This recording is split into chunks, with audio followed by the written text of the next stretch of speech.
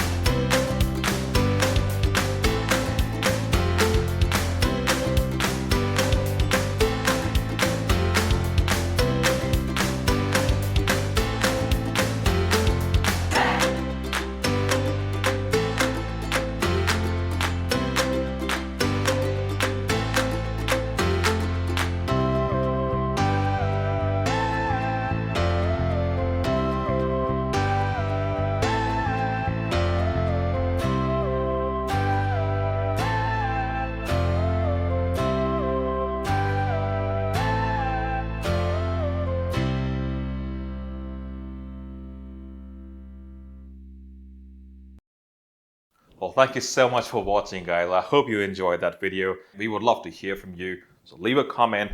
And don't forget to subscribe because we're a young channel and we rely on awesome supporters like you to grow.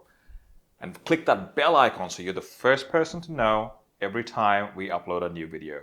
In the meantime, happy cooking.